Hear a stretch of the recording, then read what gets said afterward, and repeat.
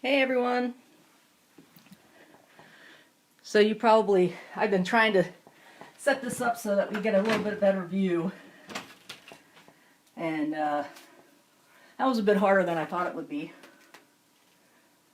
But again, these painting sessions that I have that I do live are just meant for you to basically look over my shoulder, kind of watch what I'm doing. It's not meant to be anything really fancy or instructional. When I do that, grabbing some paints, when I do that, I will actually have Tom filming with the camera. So, thanks for stopping by. Harry just came up. Harry, you want to say hi? Harry, come here. Come here. Come over here. Come over here. Say hi, Harry. Say hi. Say hi, Harry. Yeah, so this is Harry. This is my Harry baby. Oh, Harry, look at the camera. There you go. There you go. Yeah. So Harry's big. He's a big kitty. So, he heard me up here talking and wanted to come up and say hi. All right, baby. There you go. Go play. Oh, let's see. Just grabbing some paints for right now. I'm not sure if you guys saw Harry's face or not. Trying to do the little camera here. He's probably a little close, but let's see. That's interesting. All right. Harry, don't knock this down. Come on, be a good boy. Go on downstairs. Okay? Go on downstairs. Don't knock the camera down. Okay. So I'm opening up my Michael Harding paints. I'm going to turn on my air freshener. Open up my turb because I'm going to be using some brushes today, I think, too, along with my palette knives.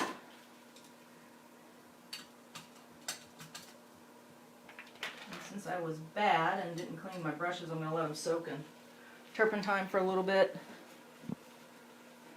Hi, Angela. Hi, Dick.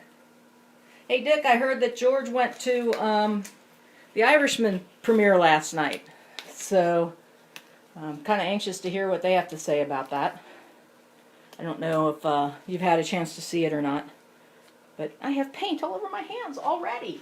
Oh, and I don't have any paper towels. Okay, guys, I'm going to run downstairs and get a paper towel. I'll be right back. Howdy, Angela. I'll be right back. Hang in there. Sorry.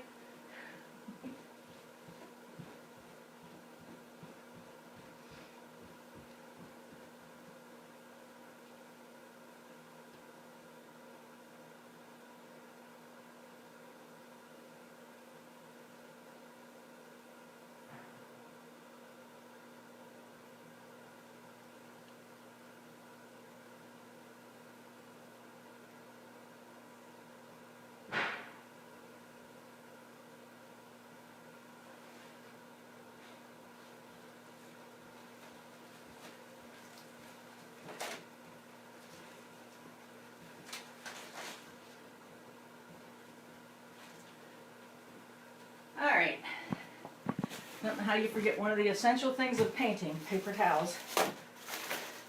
But I did. It's a good old bounty. Here it is.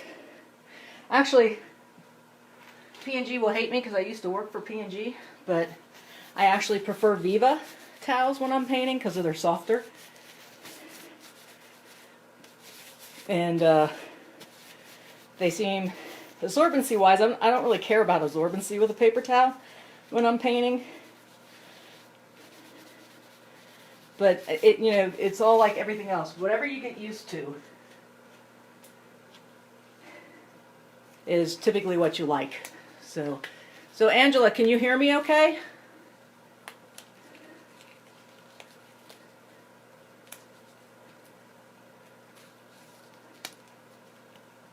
I don't know if she left or not, but okay. So today, again, this is set up so that you all can look over my shoulder when I'm painting.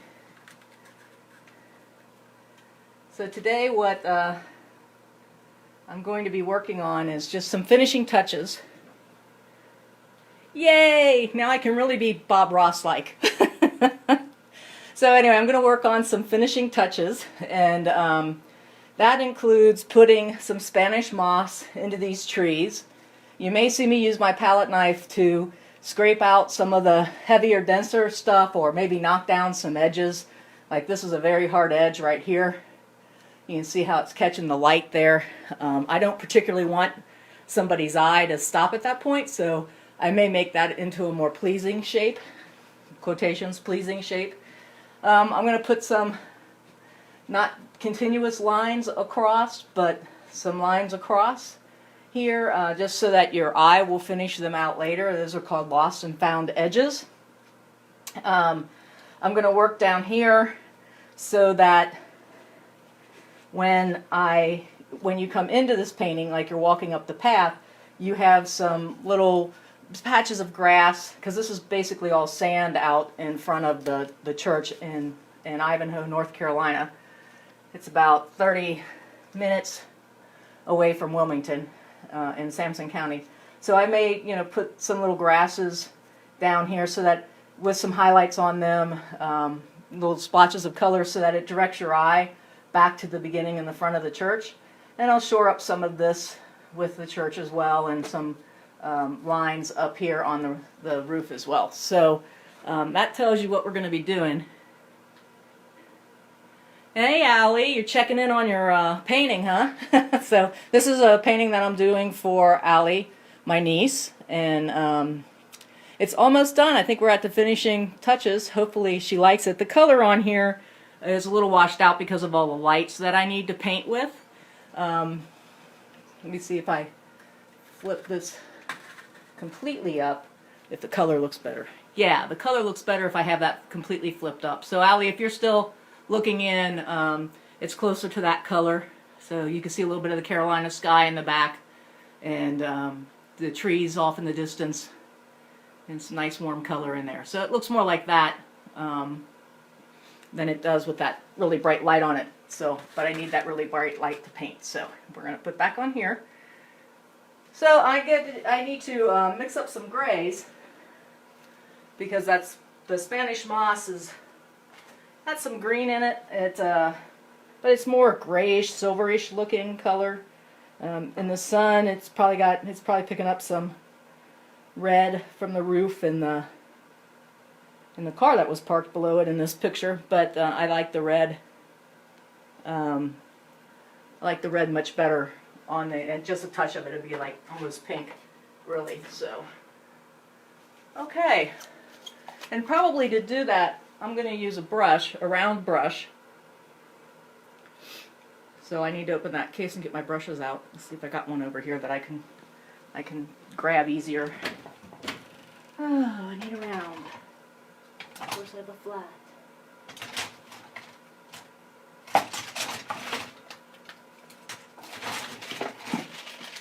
And the brushes go all over the floor. That was good.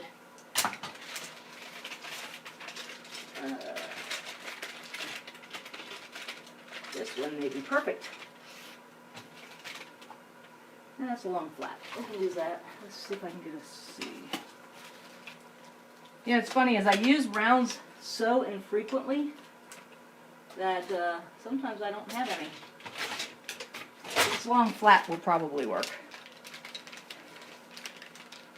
Let's see if I have any in this over here.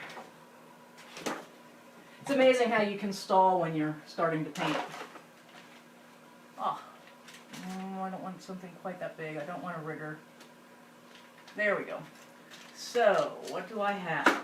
I have two brushes. Both of them are Rosemary and Company brushes. One is an Eclipse long flat, and the other is an Eclipse pointed round. So this is the long flat, and this is the round. So let me mix up some grays. Now I don't want the grays to be just a black gray, like you take black paint and you put white in it and it just, and you go, oh, okay, that's great.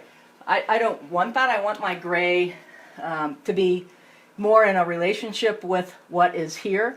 So there's a lot of green. So my gray I want to be kind of on the green side. The warmer gray that I'm going to use on the Spanish moss that I'm going to be putting in with the brush, you know, some of the light side will be on a pinkish gray side. So with that in mind, that's what I'm going to mix up. I'm going to take a little bit of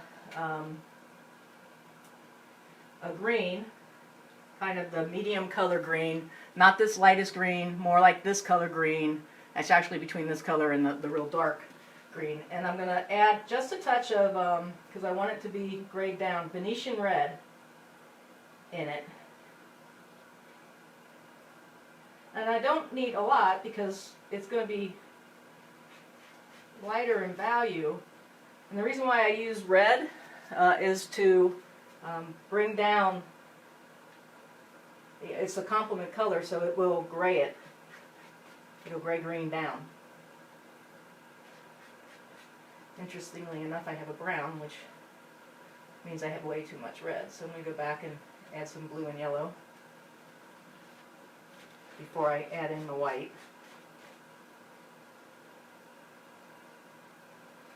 Add a touch of cadmium. So I had an impromptu happy hour last night in my house. Just texted a few folks in here that live in the neighborhood. And that's R2, if you heard that. It means somebody texted me or something. But anyway, probably for the happy hour tonight. You know, artists, we got to have our libations. Let's see. So there, let's put some white in here. Be helpful if I use a real palette knife to mix instead of this little knife. Mix a lot quicker.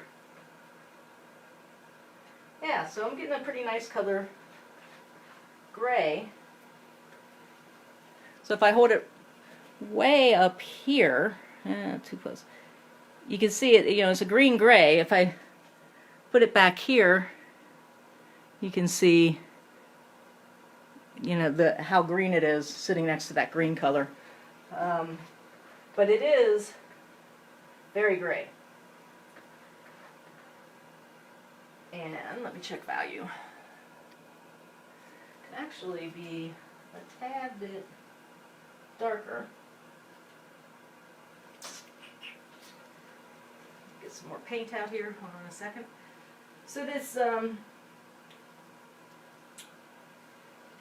this color that we're going to be applying is going to be sticking to a wet paint. Oh, not that wet. It dried quicker than I thought. So I'm probably going to thin this out a little bit because I don't want huge chunks sitting on the, it does have some huge chunks, but you know, the Spanish moss, when it kind of hangs and it kind of clumps together and stuff, but I'm going to actually not clump it up too much because I have the, you know, big areas of leaf, and I want that leafy material to be there just because I think it's prettier. If Allie wants me to change it, I will, but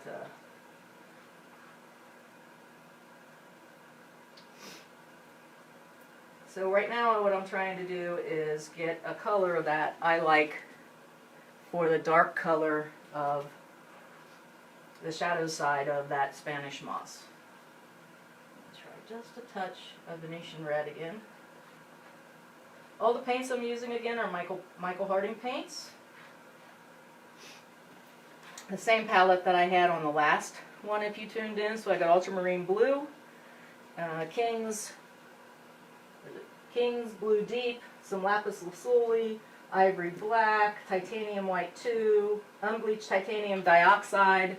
I have cadmium red light, I've got permanent orange, and I've got cadmium yellow. So that's what my palette has on it, and Venetian red. Let's see if there's anything else that I put in there. I don't see anything else, so that looks like it's pretty good. I'm thinking this value is about where I want it. Yep, I want it just a little bit above the darkest value that's in there, and it will read differently. So that part is done. Now I'm going to mix up a lighter gray. Since I'm using red for that pinkish color, I need a little bit of green to make that more neutral, more gray.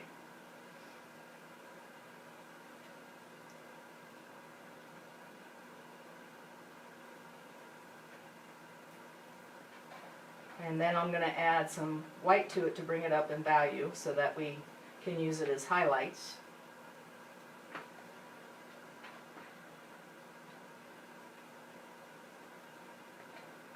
You know, one of the reasons why we all like Christmas so much is basically because red and green are complement colors, and it plays to the eye very, very nicely. It's a very receptive complement to one another.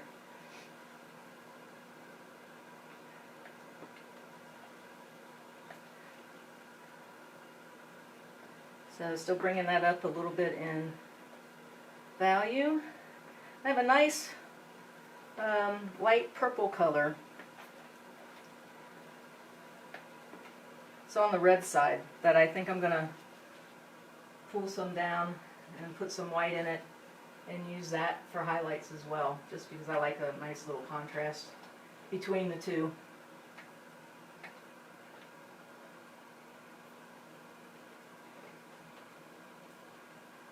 That'll work. We have this guy here, this little bit out of the way. Okay.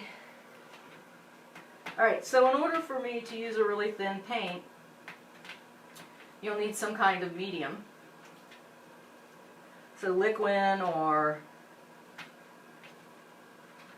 something like that, so that you can get a really thin paint. So I didn't get that, and I didn't have those guys out, so we'll just go and see what happens here.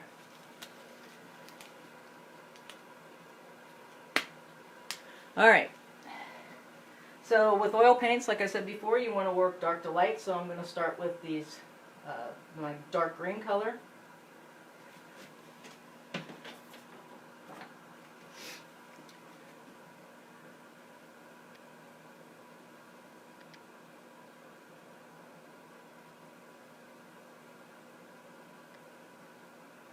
So I'm just kind of holding the brush very loosely, just kind of bringing it down. Not too worried about this up here, except for the fact that it ends up being counterintuitive to what I want to accomplish here. So you can just take some off.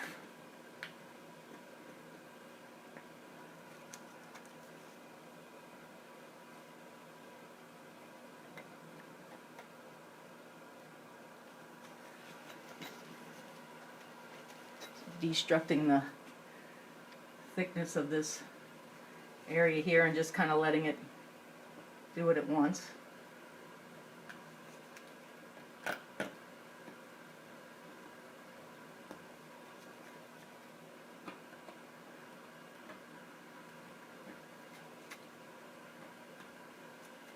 So that's the other reason why I like painting with palette knives.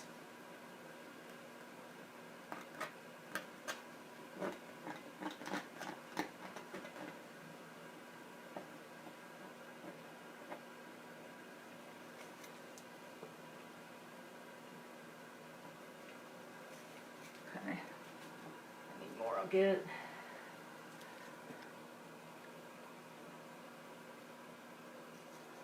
it's a very gentle touch.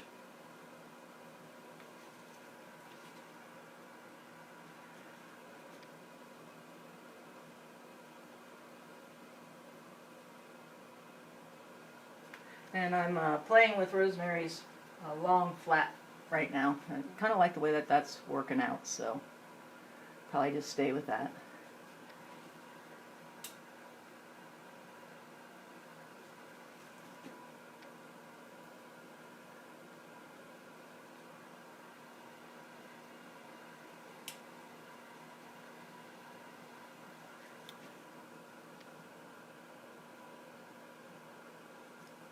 Now when I hit it with this lighter colors, it's going to look really, really nice. You'll be able to actually see it pulling out. And it just kind of hangs on branches as it goes, willy-nilly.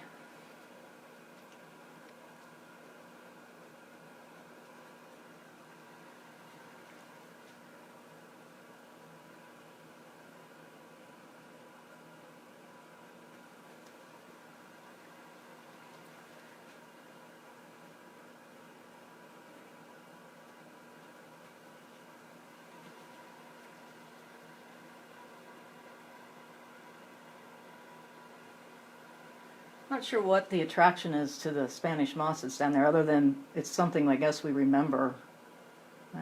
Maybe Allie would be better off at telling us why, but I know when I painted this, there's one of the church painting hanging in the church social hall down in Ivanhoe. It was after Chet died. My father-in-law died. I made a donation to the church of a painting of the church, and then, of course I had to have the Spanish moss in there, and I'm trying to figure out. I guess because I lived in the north, that seemed to be a really cool thing. so we painted it. I painted it in then.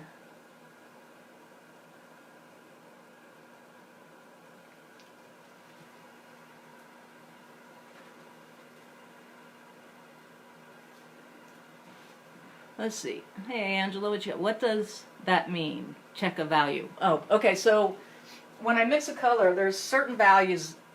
Again, it goes back to like this red square, which I don't know if this will work, but let's see.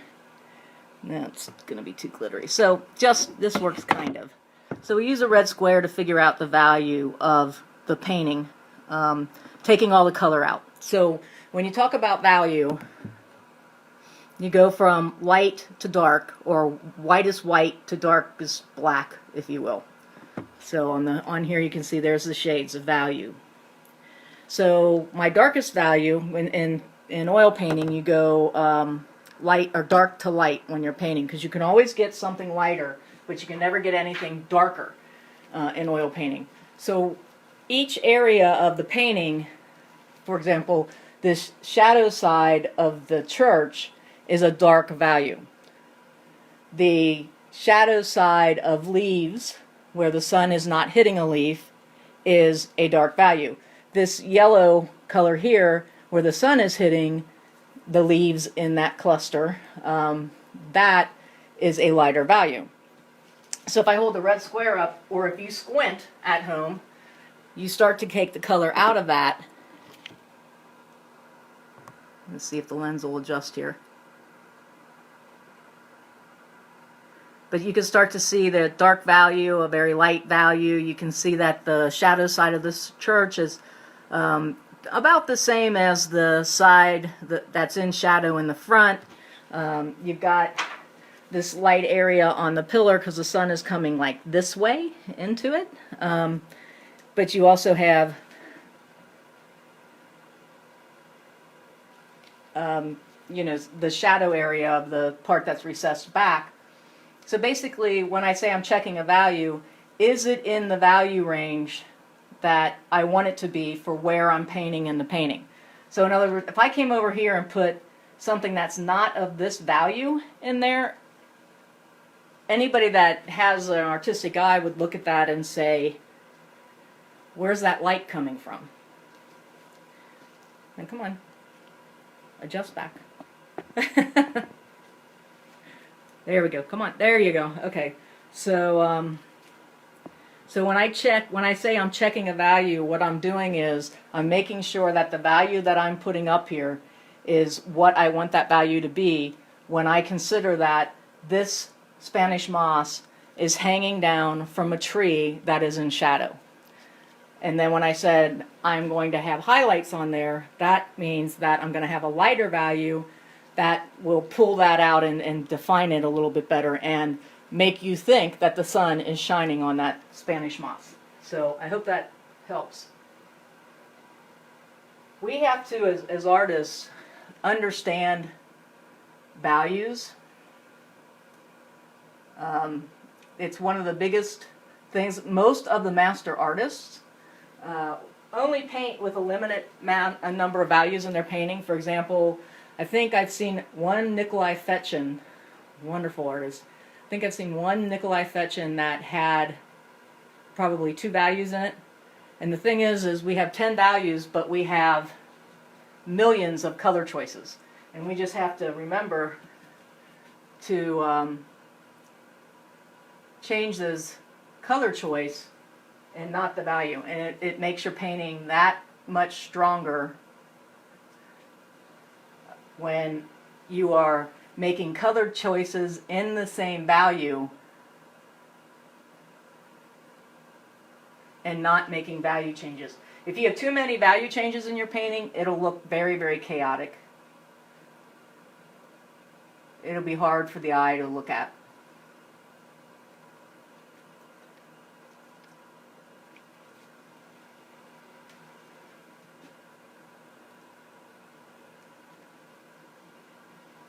The other thing I'm thinking about right here is how I'm directing some folks' eyes around the painting. So if you come in and you stop over here, you're going to start to climb up and look at all these wonderful branches.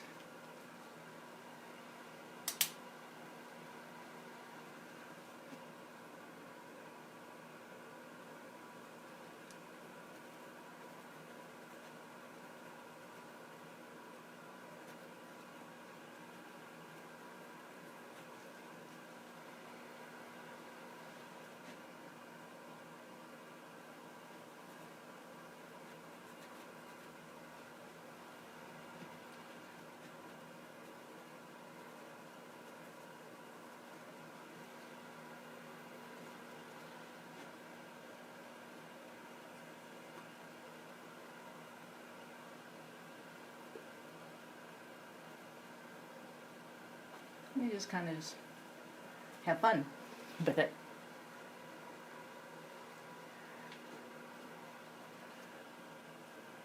So I'll be stepping back a lot looking at this. So if you do have a question for me, just type it up and I'll try my best to answer them.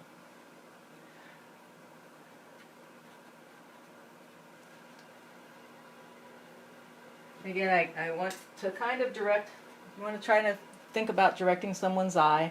You want to make sure that these all aren't ending at the same place and that they don't look exactly the same.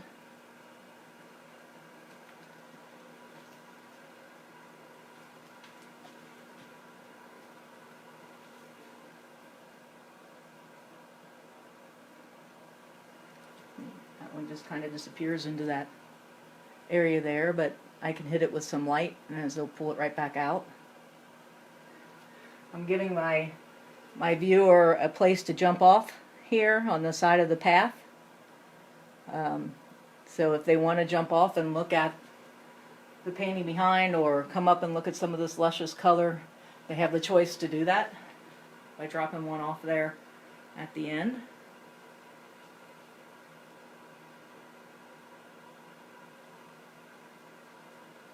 There you go. That's you can squint at the gallery and know what you're looking for. The other thing you can do, I have to tell you a little story while I'm painting here, keep you guys entertained.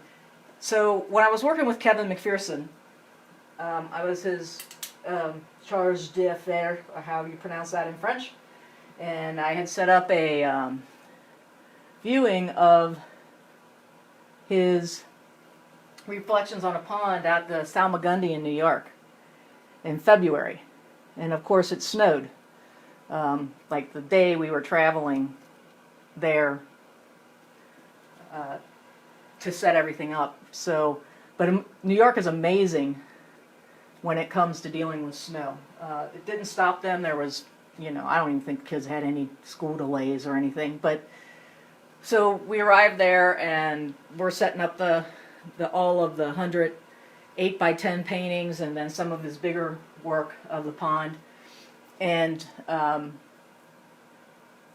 somebody found out that it was my birthday on the 22nd.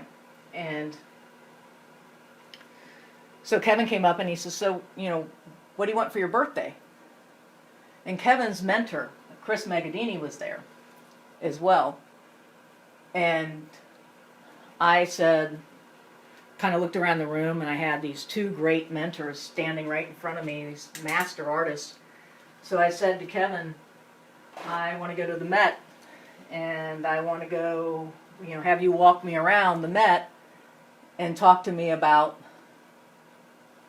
their paintings, the paintings that we're going to be looking at. So Chris then found out that that's what I asked for my birthday. And he came up to me and he said, can I join you? I said, of course. I was like, I wasn't going to turn this down at all. And he says, okay, so we'll meet at the Met at like 9 o'clock or whatever, and we'll walk around, we'll get some lunch. And then he goes, I want to take you to another place. And I said, okay, that's fine.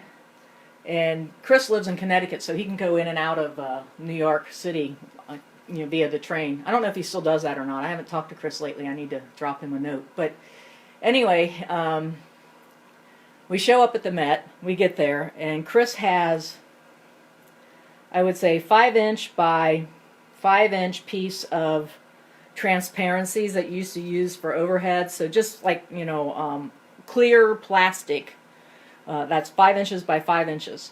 And then about 1/4 of an inch down from what we'll call the top of that 5-inch square, he has a straight line with a Sharpie drawn across there. And he hands me one, he hands Kevin one, and he hands everybody that was in the party one. And he says, so what we're going to do is we're going to walk around and we're going to hold this lined plastic up, and we're going to look at the lines in the paintings. And I said, okay, kind of intimidated naturally. And he says, no, this will be fun. This will be fun. I said, okay. So we walk in. I'm standing on one side of me is Chris Magadini. On the other side is Kevin McPherson. We're all holding up our little squares with a line on them, and we're trying to find basically in the line, a line in the painting. So this is a line, this is a line, this is a line, okay? And then all of a sudden we're looking at a sergeant, and all of a sudden I look at it, and I look at the way that the person sitting in the chair in their head is, which was, I think it was like this way. And then I look at on the wall, there's a painting. So in the painting, there's a painting hanging on the wall behind this woman in a chair. And I look at the line of the face that John Singer Sargent painted, and I look at the line of the portrait in the back, which was just, like another head or something. And I said, wow, Chris, look at this. There's a line here, and there's a line here. And so look at the line of the head here and the line of the head of the portrait. And Chris looks at it, and he does his little checking, back and forth. And he looks at me, and he goes, I never noticed that before. And I was like, yeah. I said, that's pretty cool. And he goes, yeah, that's really cool. So we went on and started looking around at different things, and I kept finding all these really obscure lines, which I don't know if that's a good thing or a bad thing, but Chris was quite impressed. I kept finding things that he had never seen before. And then at one point, he just basically looked at Kevin and said, leave her alone. Her eye's good. And I just started cracking up. So it was a fun day. It was a fun day.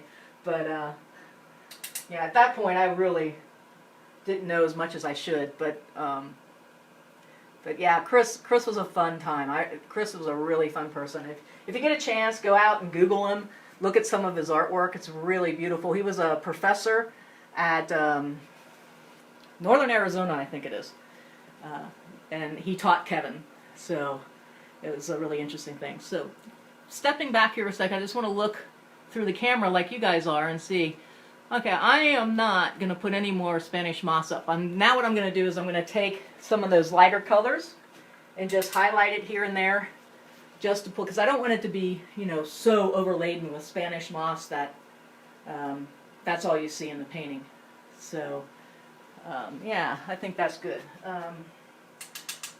Just so you know, for background, started with a brush, went into palette night, now using a brush. I may use some palette knife a little bit later on just to get some, lines in here. We'll see how I feel. So up towards the top of this, it's not going to get a lot of light. Just basically where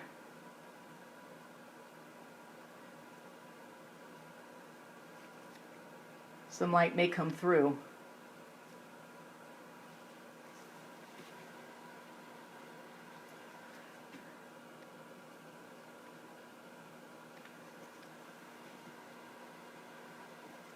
And as usual with highlights,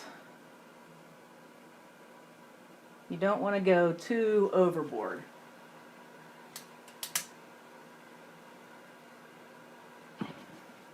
Some folks actually say, well, you only really should have one highlight. I don't know if I agree with that.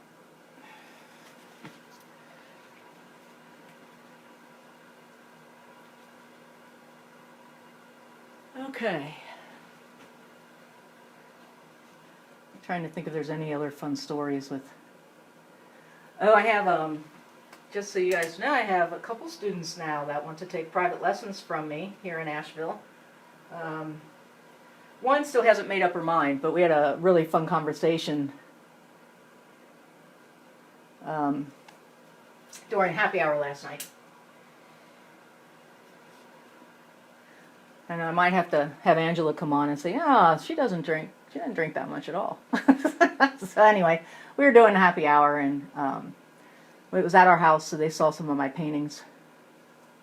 Okay.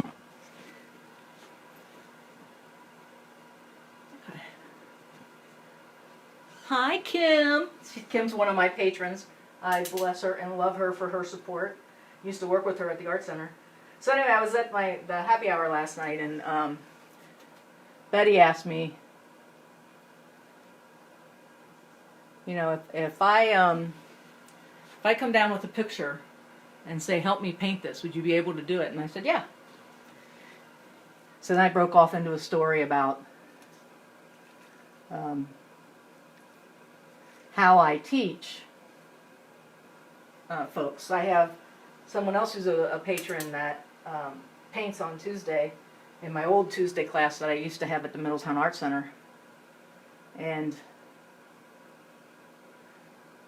he is a patron now, and he sends me his work, and it's a little bit too much. I don't want that much there on there.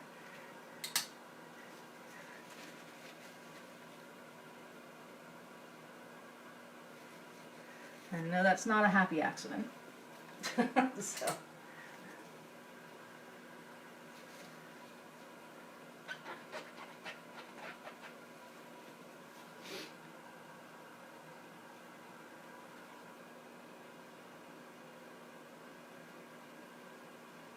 So just go back with a little bit of a darker color and blot out what I don't want on there.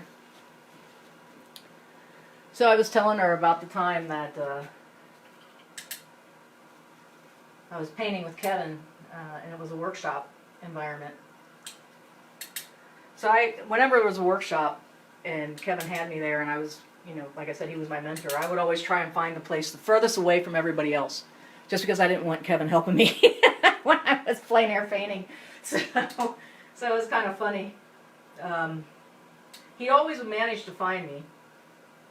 If he couldn't, he always would send Wanda out to find me. And so one time he found me, and he came up and said, what are you doing? And then he proceeded to scrape some stuff off of my painting. He'd take my brush and start painting away. He said, you like this, you go like this. And I said, no, you're not getting away that easily. Come back here. So he comes back, and I said, well, now that you just, repainted my painting, tell me why you did what you did. And he said, because it's right. And I said, well, why is it right? So Kevin would get so frustrated with me because the whole time that I was learning and painting from him, I would always ask, why is it right? What's the technical reason for it? And if he couldn't give me a technical reason, I would come back and say, Well, okay, that's your voice, not mine. And having a voice, developing your voice, finding your voice, it's a very personal journey. Hold on one second, guys. So it's a phone call, unknown name, so they can call me back. This is probably spam. So, yeah, your voice is a very personal journey. If there's not a technical reason for doing, having that done, in other words, if it doesn't go back to the foundation of the painting, if it doesn't go back to atmosphere, if it doesn't go back to value, if it doesn't go back to color, if it doesn't go back to drawing, if it doesn't go back to basically the technical, fundamental parts of the painting, if you do it and it makes sense and it fits in and you like it, for example, me mixing brush and palette knife, there's a number of people that do it, but we all have different ways of doing it. That's your voice talking to you. Don't be so fast to dismiss something that you like doing because somebody said, that's not the way I would do it. Well, good. I don't want to paint like you. I want to paint like me. So when I teach people, I try to teach them the most technical part of it so that they have an understanding of that.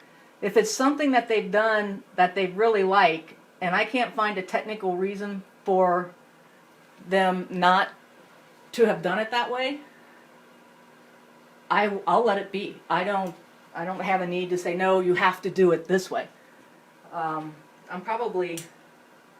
I'm not the only one that does that, but I know a lot of folks, just put it this way, it's easier just to pick up a brush and say, do it this way, because that's the way that we struggled and found to do it, and then the result ends up looking very similar to the person that's teaching you.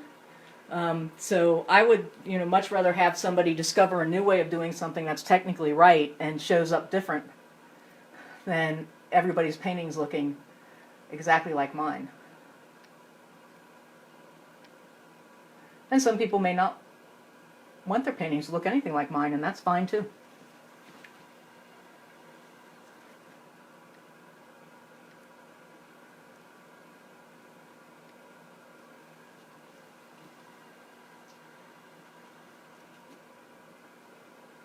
If we all painted like Bob Ross, look how boring the world would be.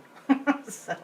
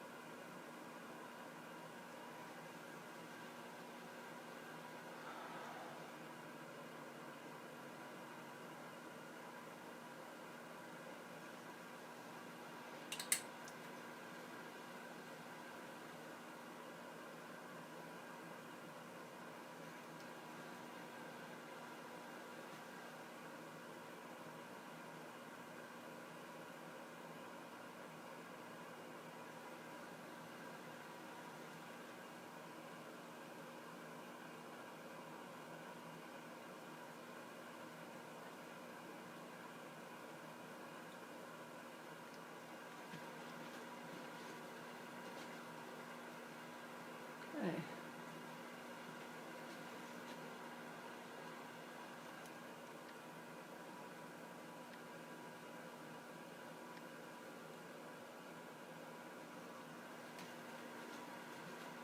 Stepping back, taking a look. Looking good. Liking it.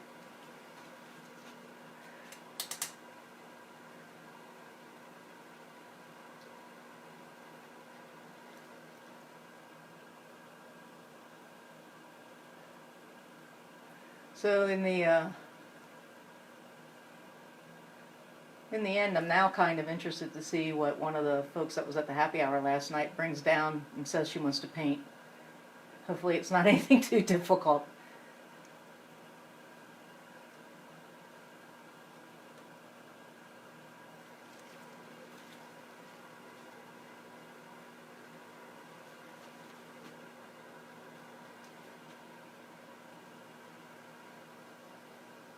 So notice I'm holding the brush back. I'm just kind of moving my wrist a little. Letting it just kind of glide lightly.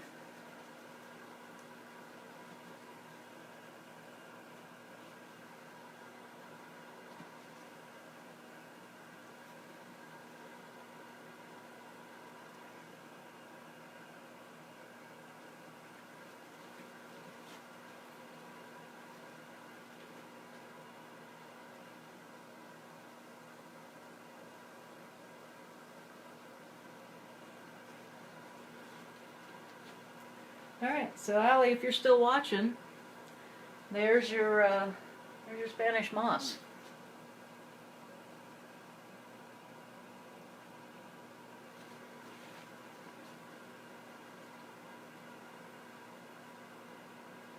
So, hey Jean. So I'm going to plug Jean. If you haven't seen Jean Peterson's work, Pederson, go out and Google her and see her work. She's I love her work too. Jean's been on my All Things Considered. We talk about abstract a little bit. I don't know, talk about a bunch of stuff. So we spent the first track together out in California. I don't know what year that was. I don't know if Jean remembers what year that was. But Odd Nerdrum was there. I can't remember his full name. So it was fun. And then this past year, I actually had a talk at track this past year. I still haven't recorded that and put it up on my website. I will be doing that soon. So, okay.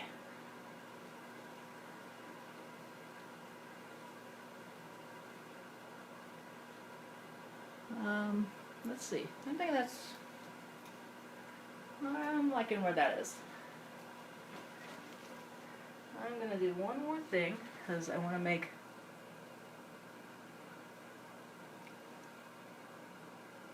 this one just a touch different than the ones around it.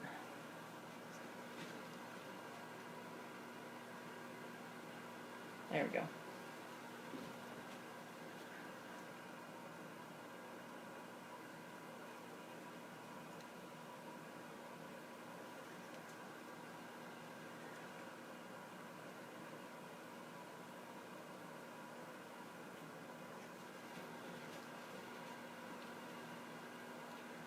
So you can like piddle with this all day long, but at some point you just have to say, okay, that's going to be as good as it gets.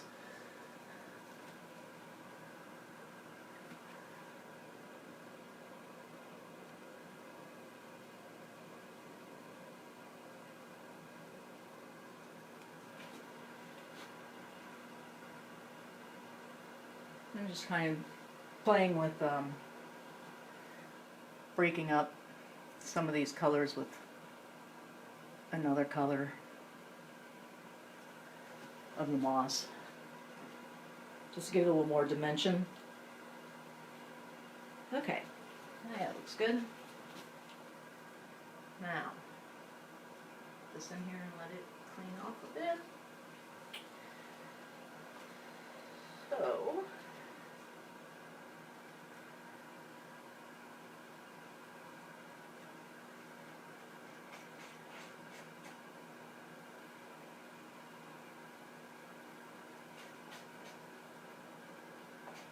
kind of mixing up a color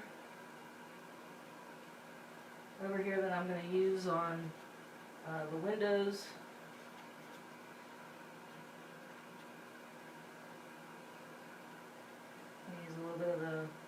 night blue.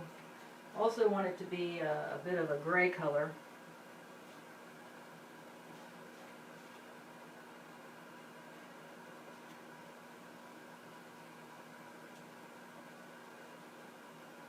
And also a mix of colors that are out there.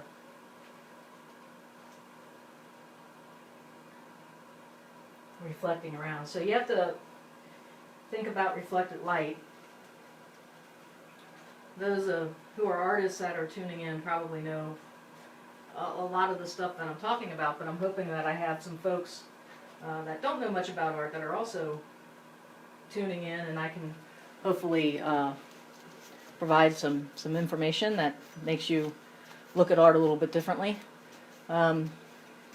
So reflected light is just light that's reflecting up into the shadows, and it can also bleed in, I believe, into light as well. But so this red light is reflecting everywhere, and the green of the trees, and the blue, and the sky, and all of that, the grass, and all. So it's all being reflected.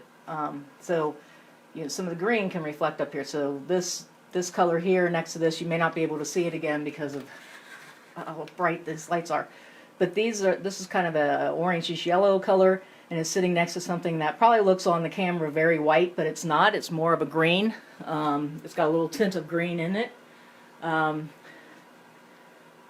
Yeah, you can see that kind of, and the wall behind it kind of has this purplish reddish hue to it, and the same with the shadow. So again, this is shadow and this is shadow. This shadow on this side should be a little bit darker, and it is. Than this. You probably can't see it on the camera. But I want to come back, and I just want to kind of clean this stuff up a little bit. I'm going to come back and put some, there we go, some of the window pane lines in there, just a hint of them here and there. I want to clean up the steps a little bit, although they aren't really bothering me all that much now that I have the Spanish moss there. So where's my, yeah, this guy. So I'm going to use this palette knife now. It's got a nice sharp edge on it. I can come in. I'm also going to use the smaller one, probably this one, to actually lay down some color, and then I'll come back with a darker color and put in some of those lines, and do it here on this window as well. The door, I'm just going to put some of that color for that I'm mixing up for the windows in there as well.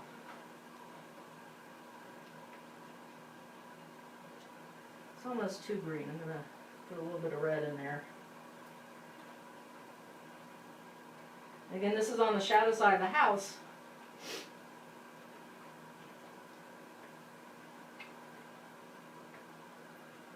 So, I mean, you can almost sit there and say that this is more like a mud color that I'm mixing up. And that's fine. Inside the church, you have the wooden church pews. They used to have carpet down on the floor until they had the hurricane flooding. And they have pulled all that up, and now it shows those big wide plank, I don't know if it's mahogany, but wood floors that are absolutely gorgeous. And you have to be pretty hardy to live in Ivanhoe, North Carolina. So I'm just gonna put some color on, kind of let some of that purple behind it bleed through, so it kind of feels like a little bit of a reflection of the paned glass.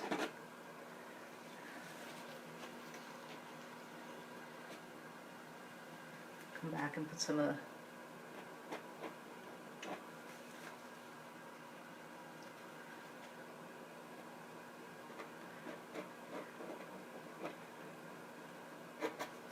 basically, I just want to get some other interest in there.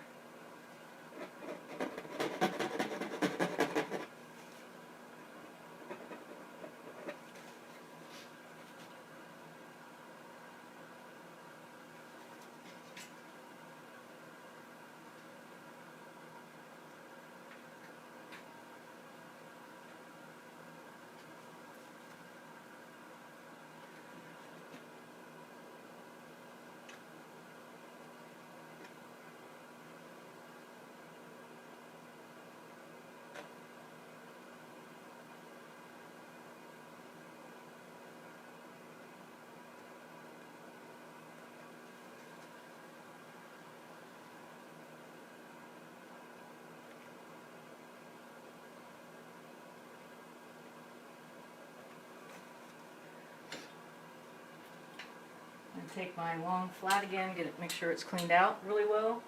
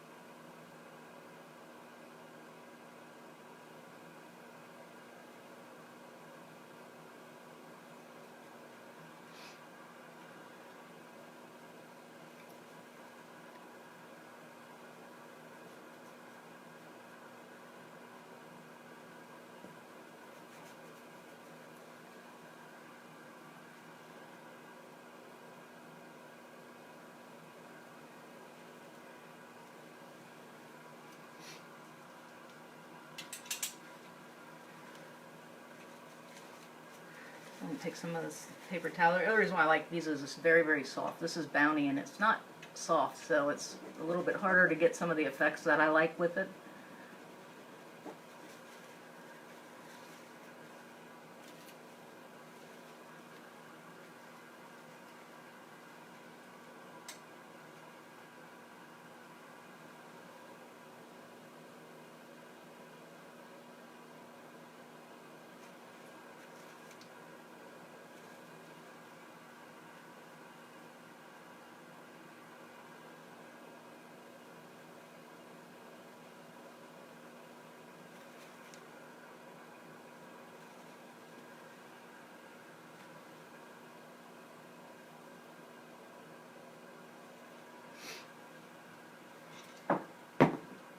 Palette knife goes on the floor, as it always does.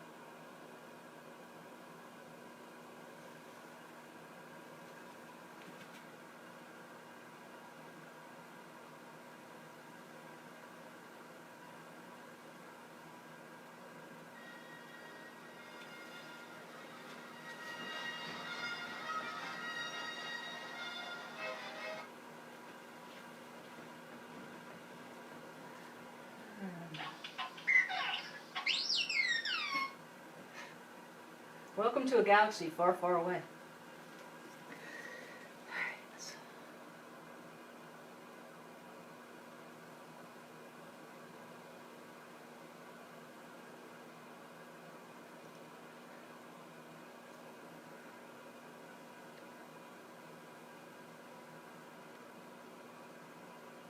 Lots of green in this painting.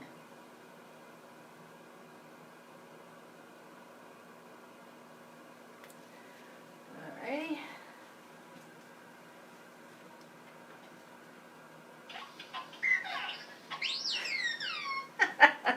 Sorry about that, guys. Sometimes I do feel like I have R2 in here.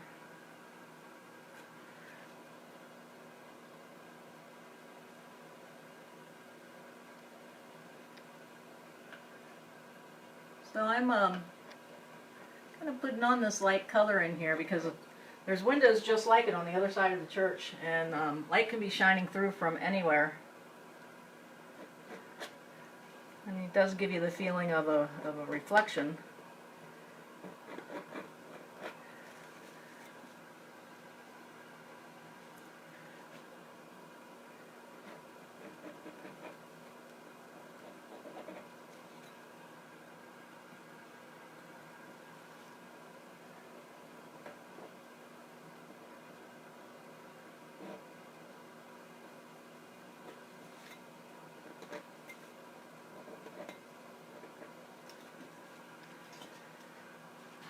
Where's the other?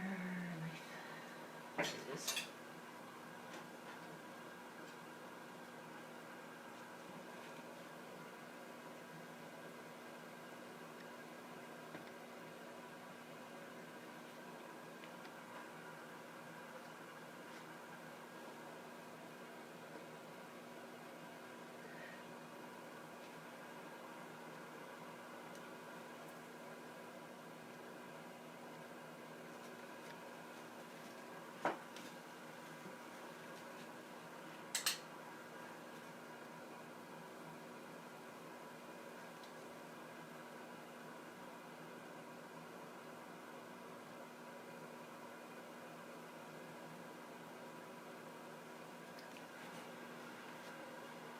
So it gives you some interest on the back windows there as well.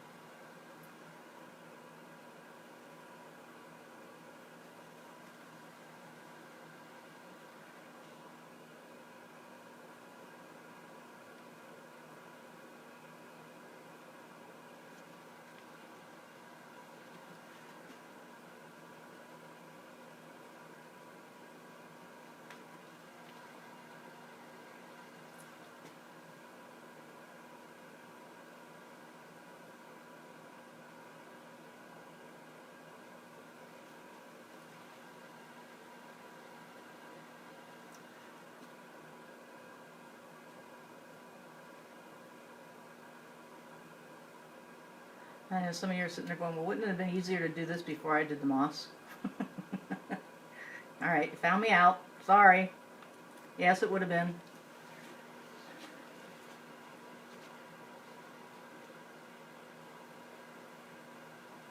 Yes, I remember your mother. Hi, Pat. Hi, Cheryl. Thanks for dropping in. Artistic cousin Cheryl. Uh-oh, pressure's on. Pressure's on. Okay, let's see.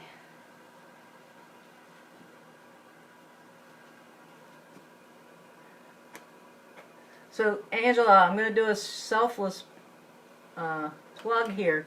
Did you guys read Cloaked yet in your book club? Let me know if you did or didn't. Since I'm down in Asheville now, we could maybe get something together. Come over to Cleveland or something.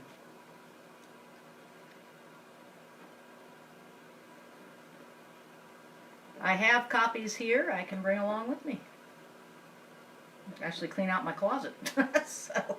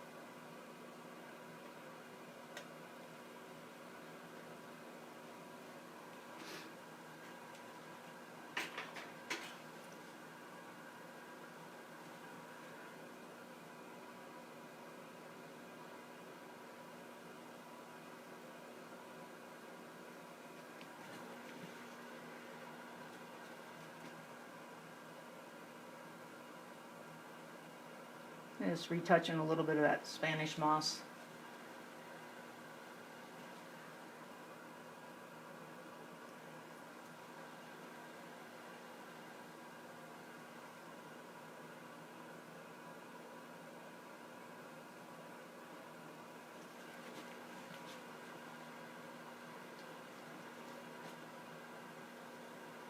Okay.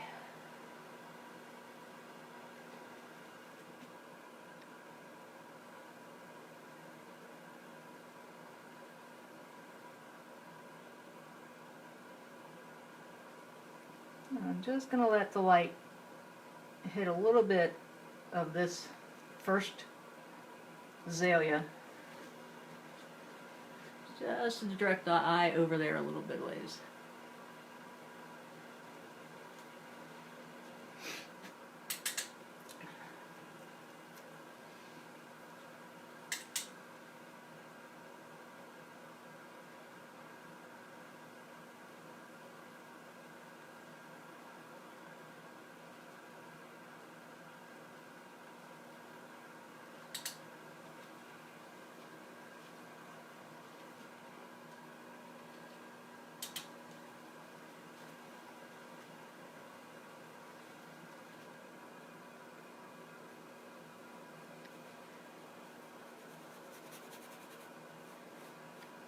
Glazing, a little bit of purple in here. The glaze will dry pretty quickly. I want this side to be a little bit darker than the front.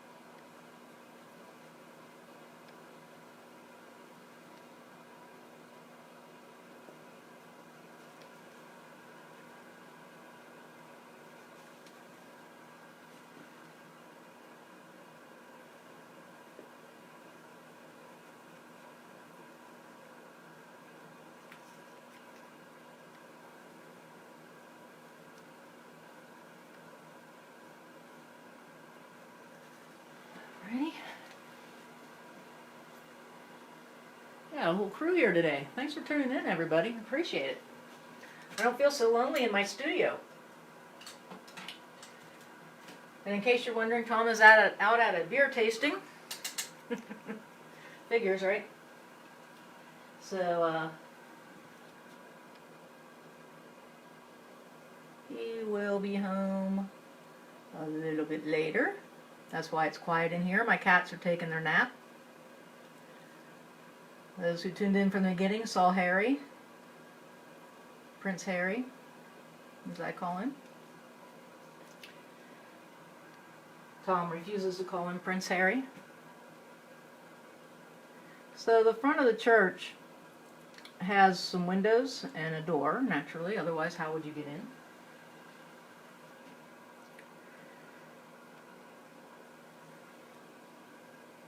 Be an interesting ministry if you didn't have a door to your church.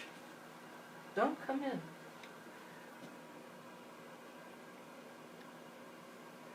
So this is the shutters that are like on the side here in the front.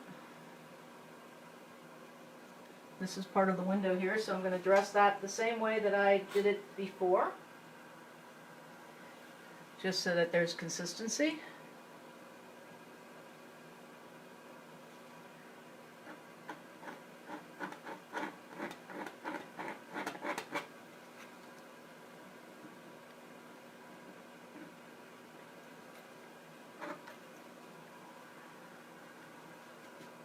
I'm leaving a little bit of that undercover come through here on the front a little bit more.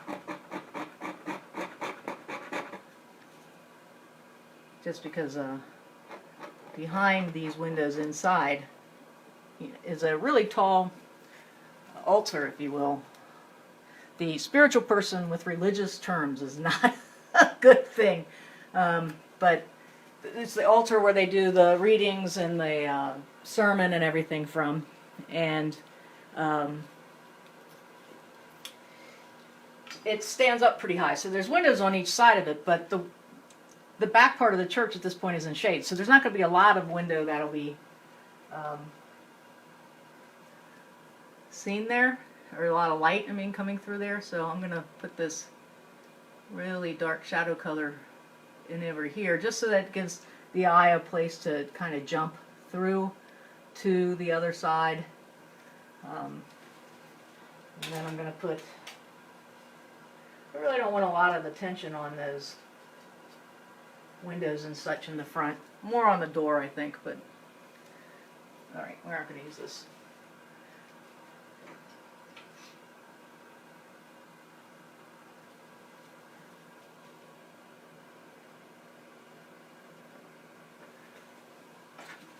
Where's my brush? Ah, here it is. It's long, flat, it's getting a workout.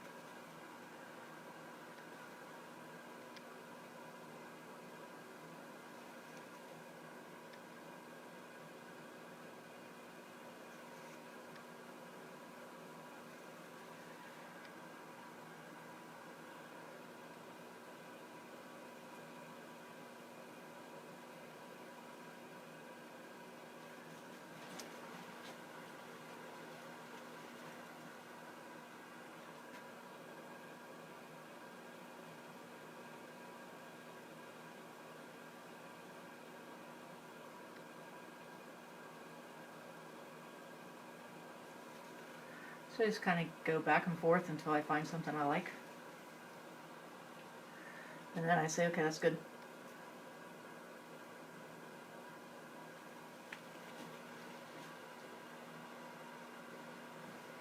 Yep, and leave it there like that. Lighten the door just a touch.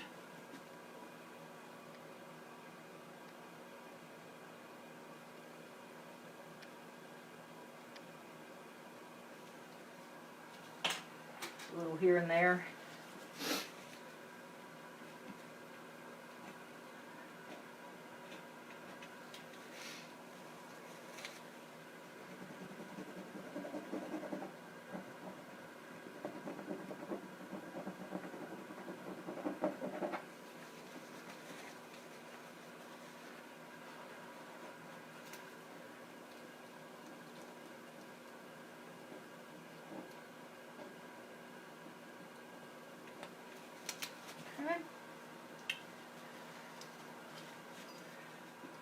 going to put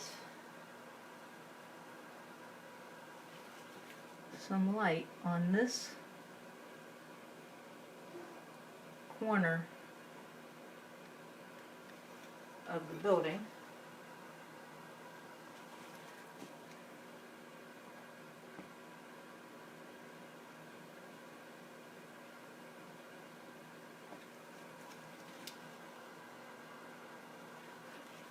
Just a touch.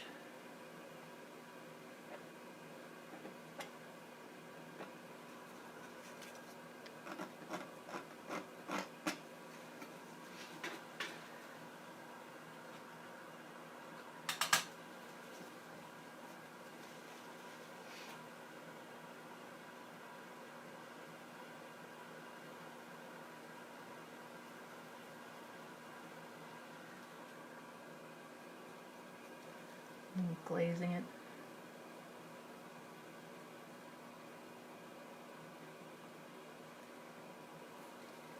Just so it feels a little more in shadow.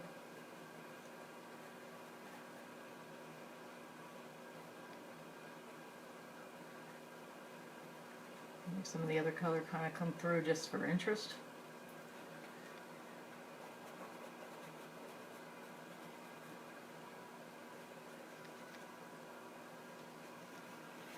Oops.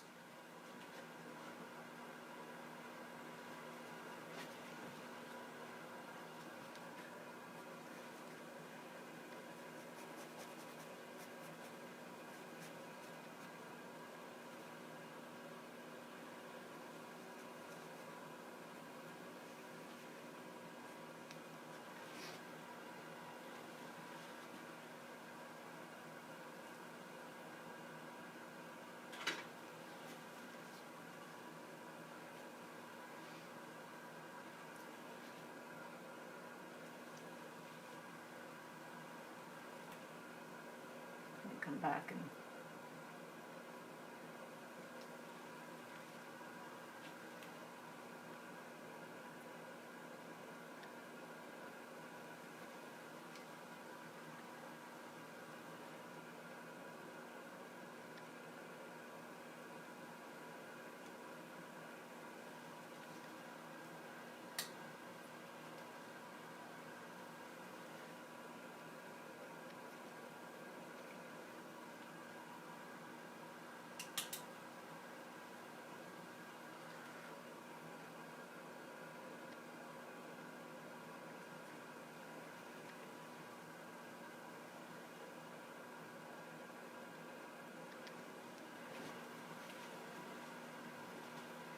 hey Nate.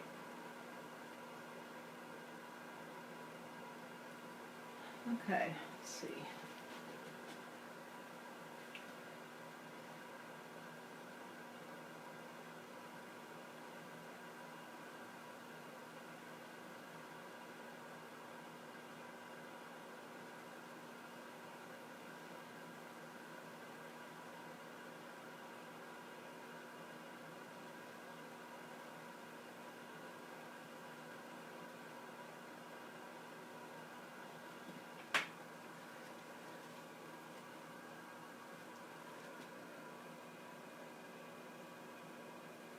I lost that door, so I'm gonna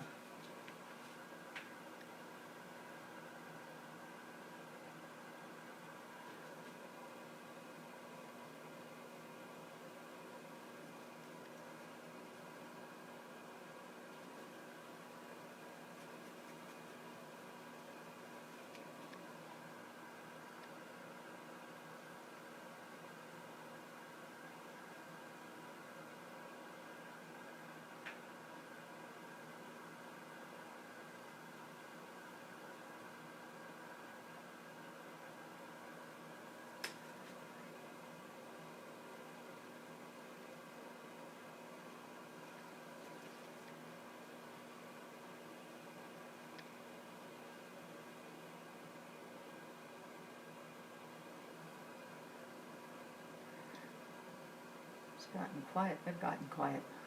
I wonder why. So, instead of worrying about painting over that Spanish moss, I can put it back in. So just want to put that door in.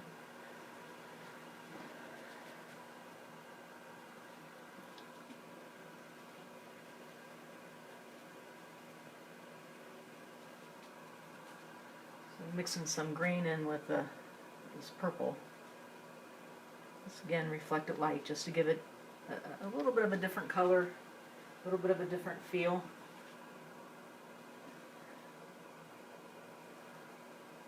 You know, light kind of mixes around.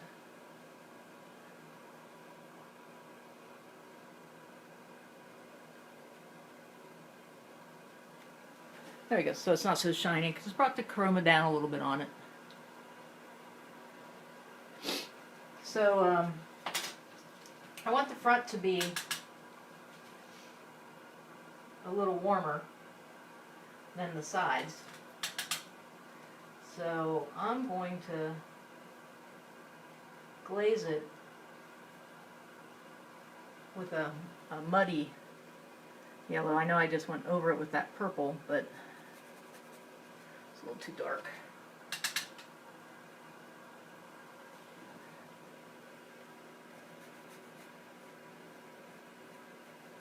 So I'm going to warm it up a touch here and there.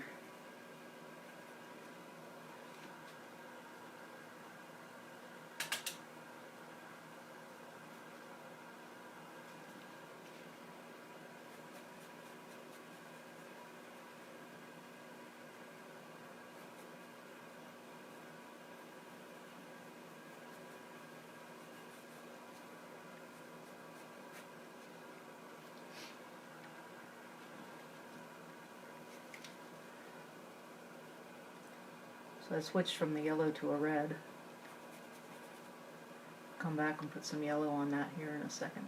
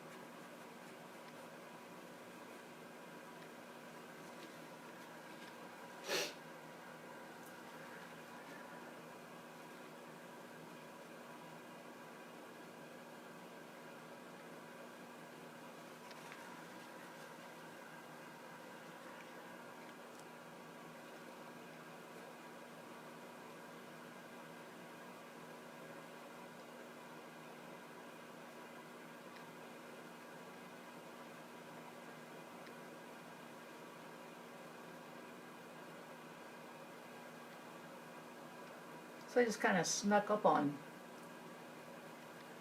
kind of trying to make it look white. It is a white wood planked church.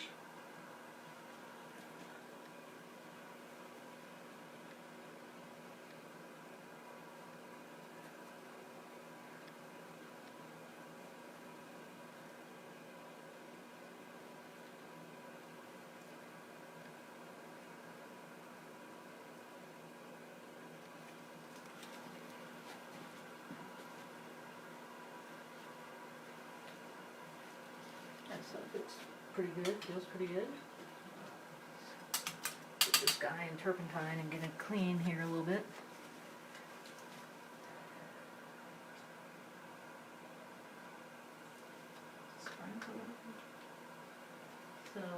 make a little bit of a kind of a brown color. Just kind of using all the different colors that I have in the painting.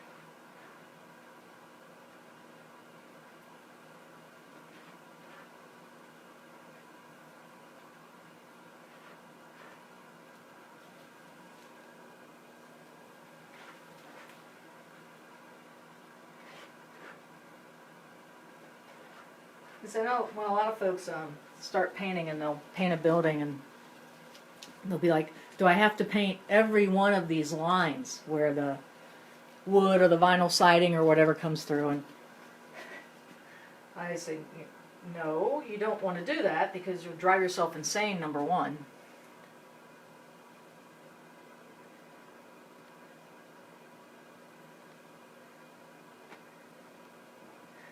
Number two, it'll drive people insane that are looking at it.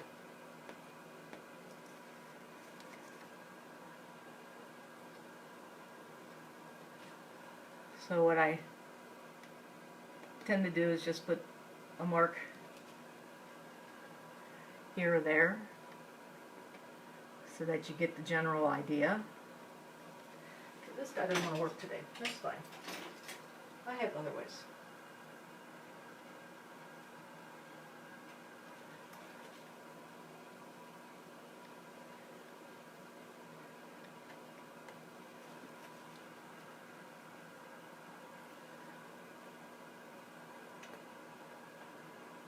Blinding myself with the light. so I'm just like touching here and there.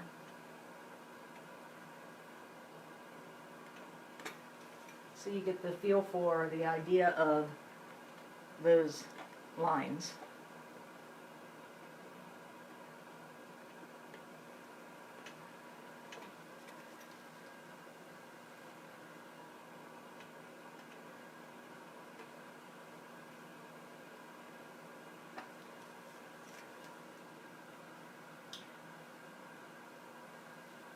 Same thing with the front.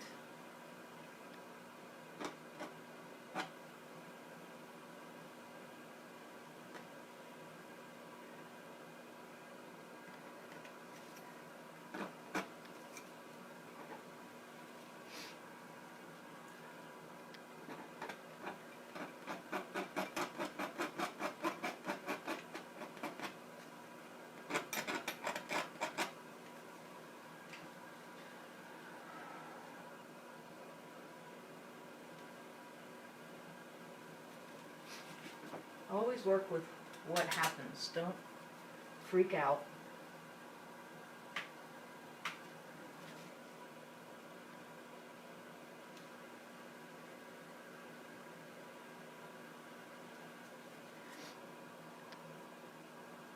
So that just kind of added another little dimension on that side. It's fine.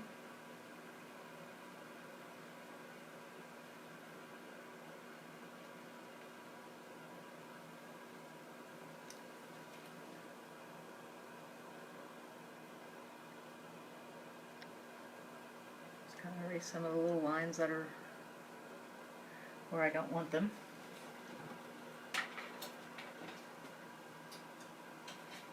Just a small die. Gotta be here somewhere. There he is.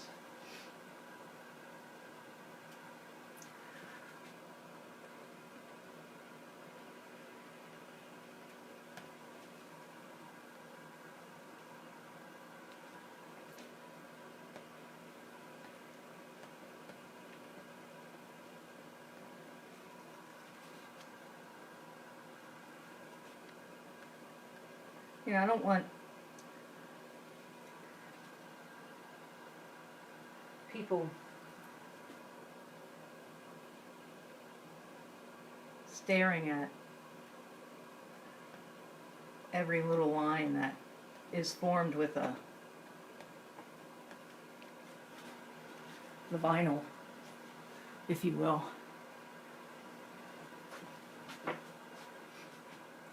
So one of the things I want to do, I'm going to take that long flat again, and I'm going to kind of play with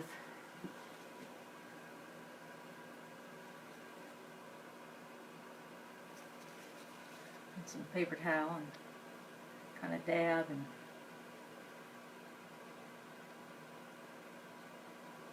play with that edge that the palette knife kind of put in.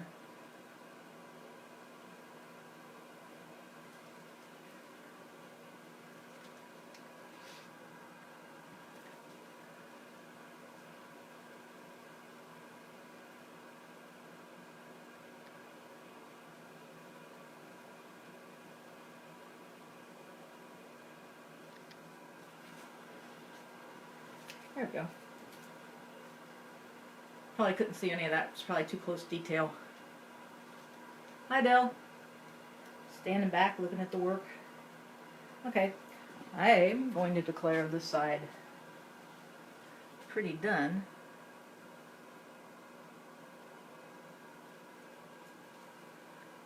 As I break up this guy right here a little.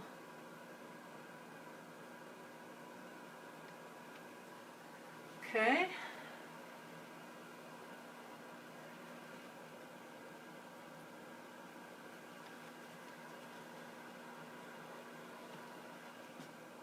They had a couple of the Spanish moss kind of going in front of the door too, and I'm going to do that. Put that back.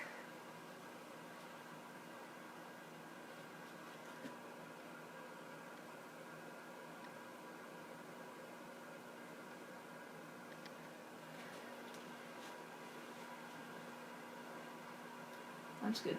Okay. So down in front, you see I have some of these lines, and I just want to put in a little bit of grass, if you will. Kind of direct the eye a certain way.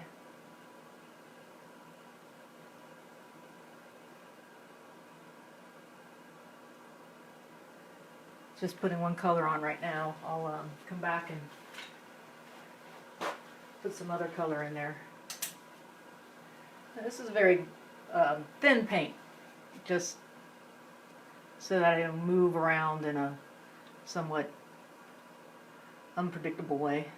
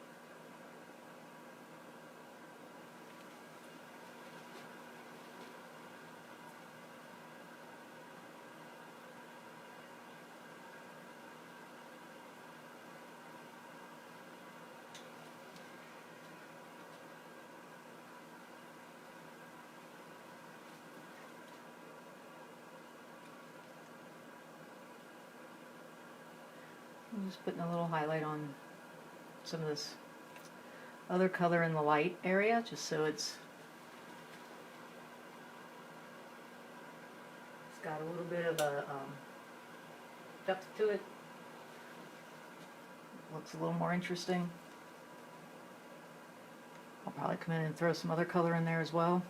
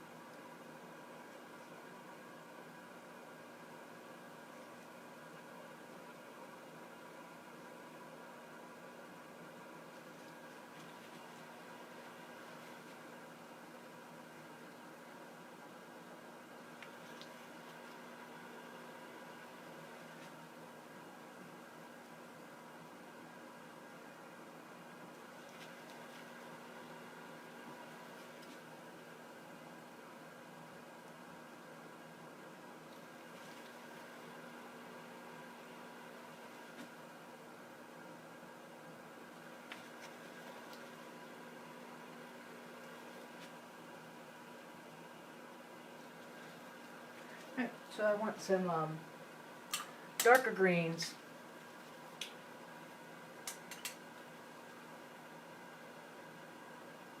In the area in the shadow, and just let that kind of medium value, lighter value feel like it's just catching a little bit of light.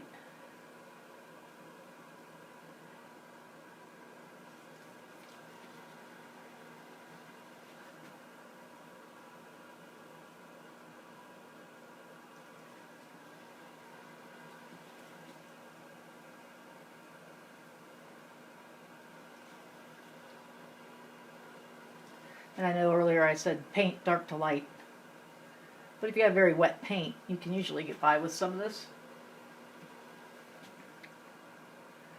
And this is very wet. I mixed it that way.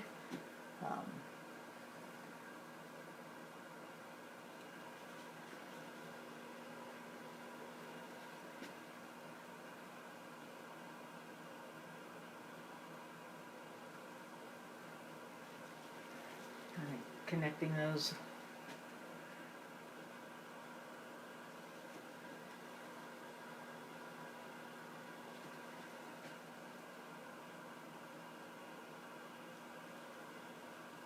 A little.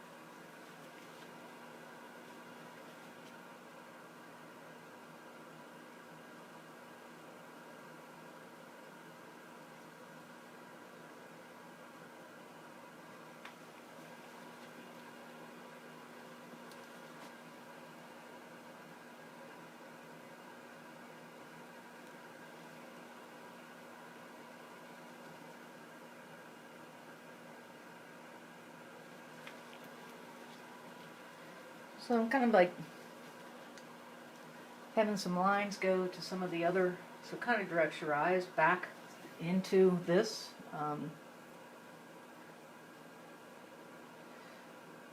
We always want to be kind of in that area.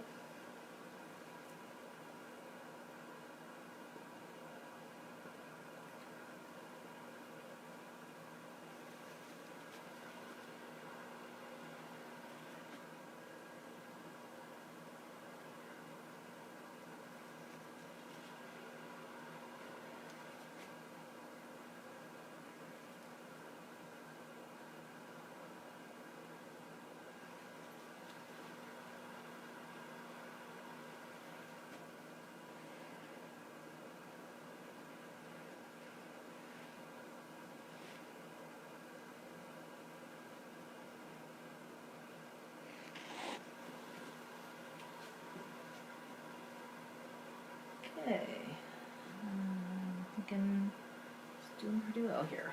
Okay, let's see.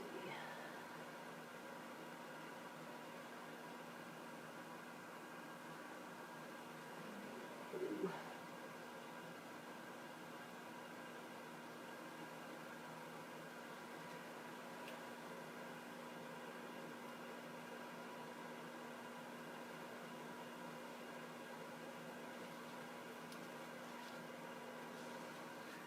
Just going to put a touch of that darker color here and there on the ones in the light.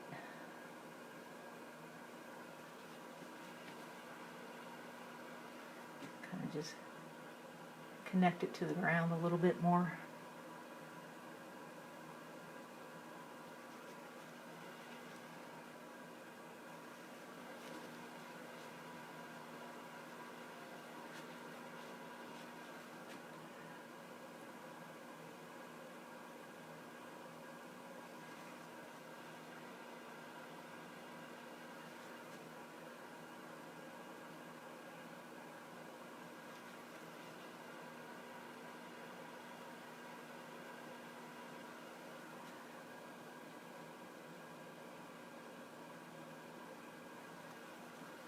That one's just a little bit different than the other ones, so that kind of hop on that one, start out.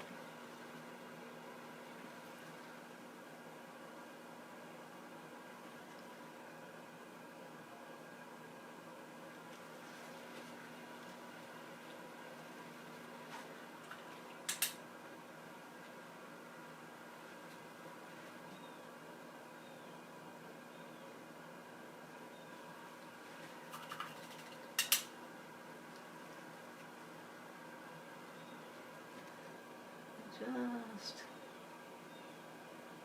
gonna direct some of your eye with some cadmium red in the center, in the light. Just so you don't lose your way.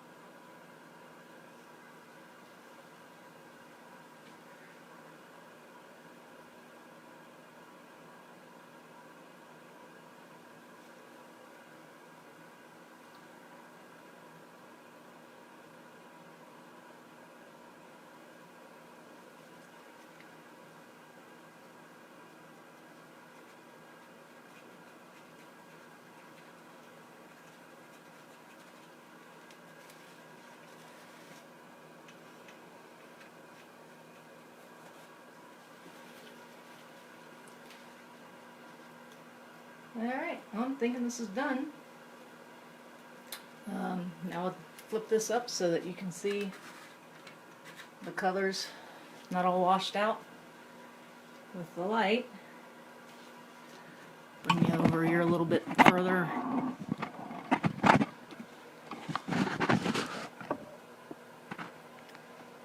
More of a straight on look.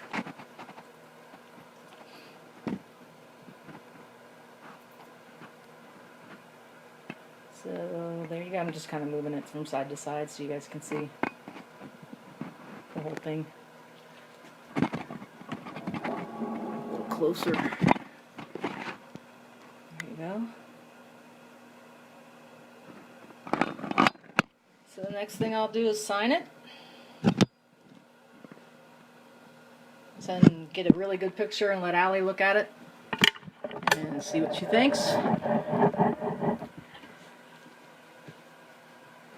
She can ask me to change some stuff if she wants me to change some things. There we go. So that's pretty much it. Up here you can see the texture with the leaves and the, what I call the Spanish moss, and the building.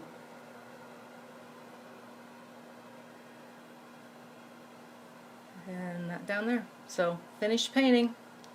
Now it just needs to dry. So, thanks for tuning in, y'all. And I will, y'all. And I'll catch y'all later. Thanks for tuning in. See ya. Bye.